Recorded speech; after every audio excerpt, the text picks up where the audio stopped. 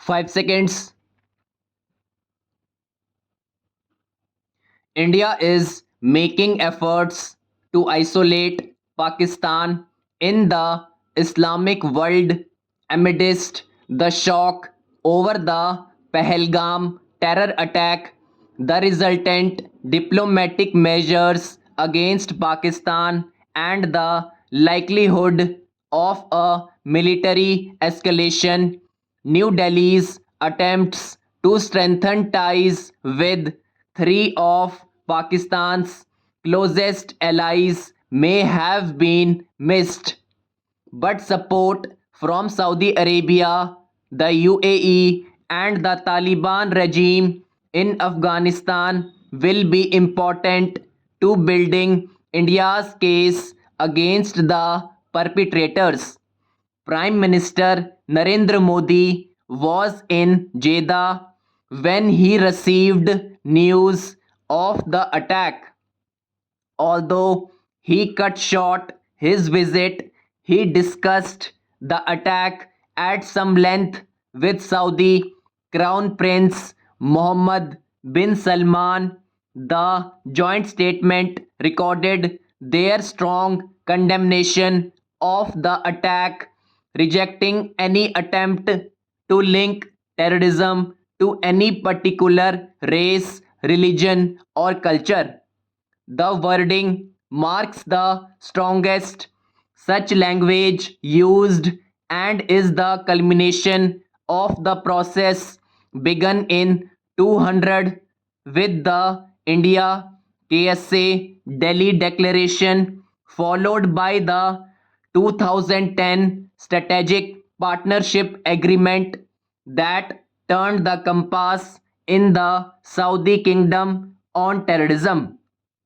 In 2012, Saudi authorities assisted India in securing the arrest of Sayyid Zaibuddin Ansari alias Abu Jundal, an LET Indian co-conspirator being tried for the 2611 attacks. The assistance marked a turnaround in ties given the kingdom's history of funding Islamist extremist groups at madrasas in Pakistan and other countries. Ties have now been transformed with technological cooperation and the promise of $100 billion Saudi investment. With the UAE, India has made strides in cooperation boosted by the signing of the strategic partnership in 2017 and at least 6 visits by Mr. Modi, leading to a stark turnaround since the 1990s when India pleaded unsuccessfully for the extradition of Dawood Ibrahim and in intervening in the 1999 hijack of flight IC 814. In April, New Delhi rolled out the red carpet for Sheikh Hamdan bin Mohammed bin Rashid Al Maktoum, Crown Prince of Dubai, and the UAE's Deputy Prime Minister and Minister of Defense, cementing ties with a country that has been one of Pakistan's closest backers.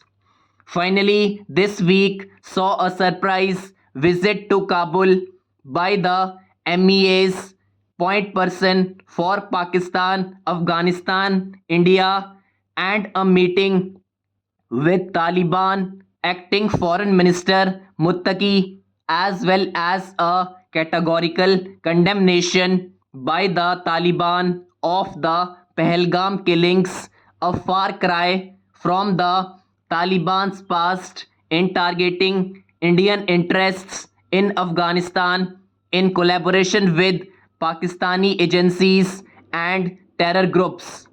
It would not be pragmatic to assume a full change of heart with the Taliban, but the support against terrorism is bound to be one more pressure point on Pakistan.